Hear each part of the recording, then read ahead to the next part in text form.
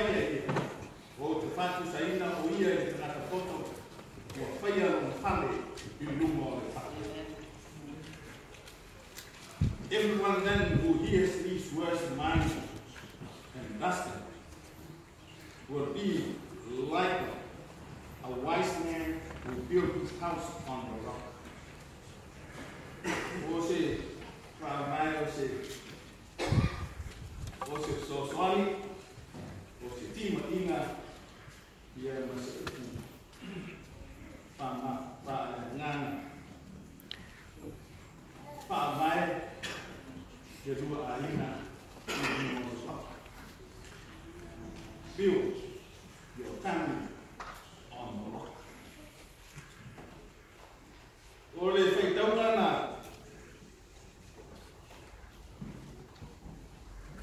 mata mo ki malamanaya na maya I le tuso o koronito I pia whaitaunga masani lumandea I whaalo moina I asa whapene o whai koikonga.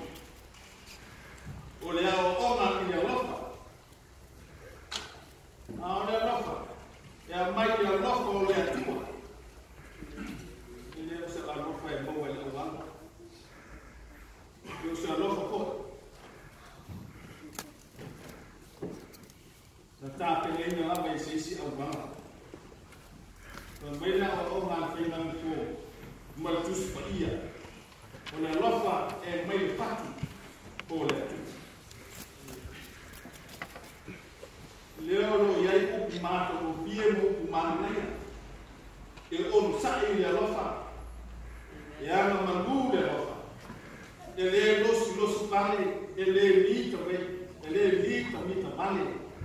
E le a mio mata ngā. E le pa ita mo fie. E le pa ita uliana. Ai fia I le whamaoni. O le lofa, e le mātia me uma. E whatuatua I me uma. E whamoe me uma. Malona ono sa I me uma. Ona taua lunga le koukoena. Ala apostole. E le uma le alofa.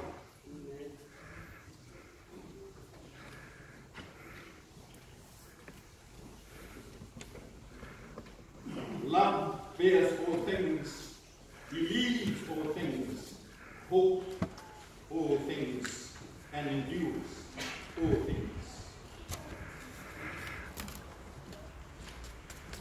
Ele uma, le alofa. O le a perenga na, that's the family. O le apostolo I na ona. O le alofa o le, ele uma. O le alofa ko le kanalo le tu. E alofa ai na whana. O wā kele o mātana whapene, māso whapene. O whakoi ponga. Mata o pia te lo ngani aina.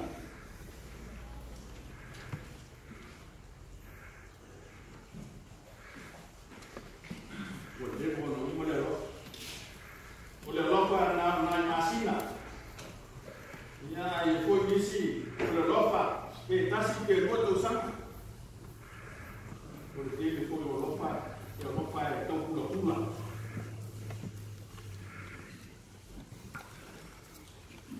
O isia ia mo tua pe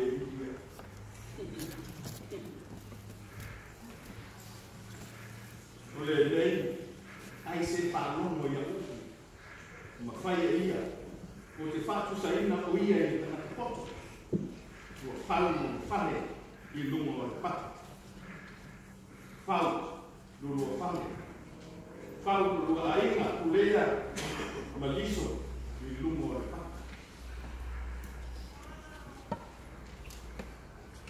o le matua o le tau alunga o le kunga lea wa o ngā Yesu mata o fia ma le aurele le pa pape tapi yaki ki o upu ya o ngā I mele ao na pai ale o so ma le au pa o longo pa tu I ina ia mia lo na tu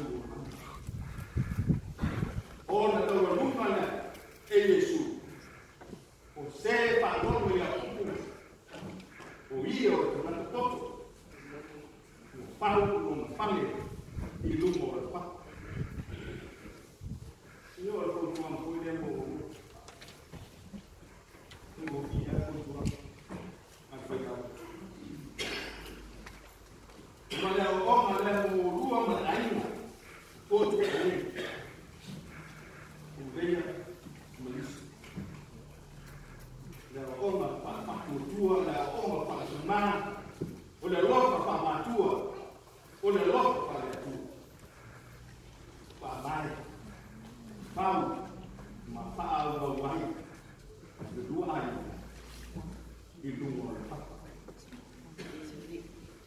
Paulo ainda, ele não sei se é tal.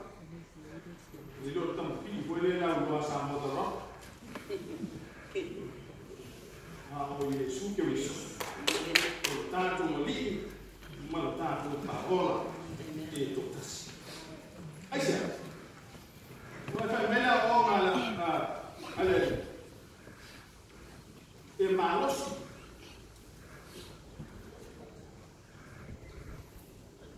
Pa vai ele papa Mose ainda manosi Mose ainda mawoko mas ainda tu mau mas ainda pa mangi ai Jesus ainda pa o rote se dá massa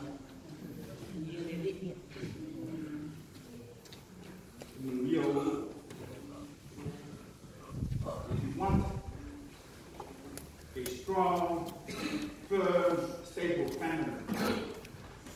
Build your marriage. Build your love life. Build your family on Jesus Christ. The only solid rock.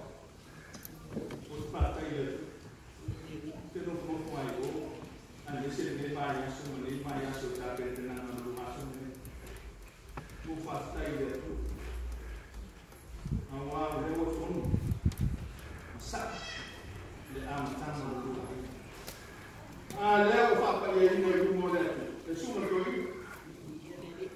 Come to you, and I'm not his name. If I told you, they come on. Leo Mori, Mamma, to Matua. Ainda, wo, uma alma humana, foi calecia, e é maravilhoso. Ele vem a soltar a soltar tudo.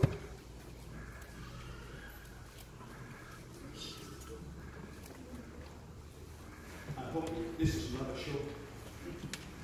E agora o outro foi para ainda, the aspirations of your family. Try to be peaceful, satisfied with what you're doing today. My your very lavish, expensive, well-prepared weddings. Not that that's the I'm unbelievable. Correct. They fail.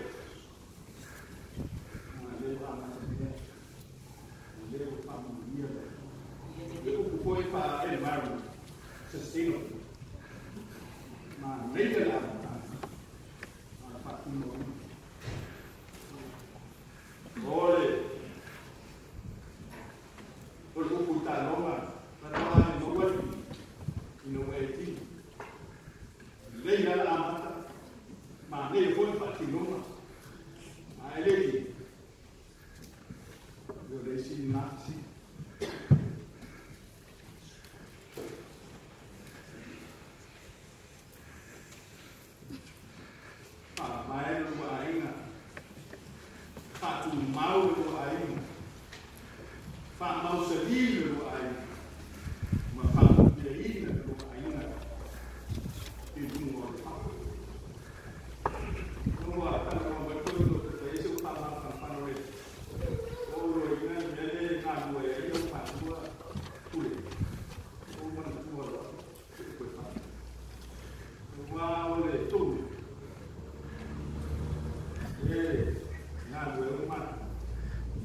tudo mo pa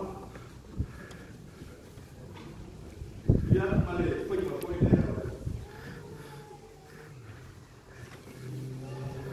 ne tai no ri nana ngam toto male tai no ri nana ta mi mo pa pa ro ia foi ko na mo ri ta ba di lu mo se ri mo ro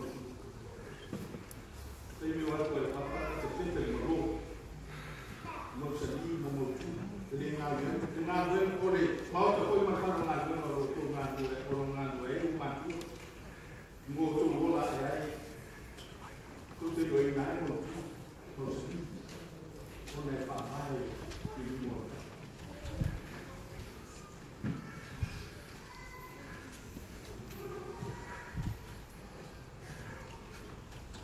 pa mai di mo pa do na ona mo ngai no ko tu so ko ni on sa i ro ya no ru ro ye le ro si go si le ni to mi to mani ye le ya mi o ma ta na ye le una ne ro tu ye pe ro ma ma ko ri se pa lo pe le ro mo ko ni ma ta man ye te man ye te ko ai man wi o ma tu vai o ro pa ke ina nai o ai na uso tu ngani tu pa ni ai na an ese nai tu ke o lo mata mo tu o lo awa i lo vi por le caso ma famo o Yesu que mi solava o el papa no se ni o el mano malamo o el romano y ese día con sa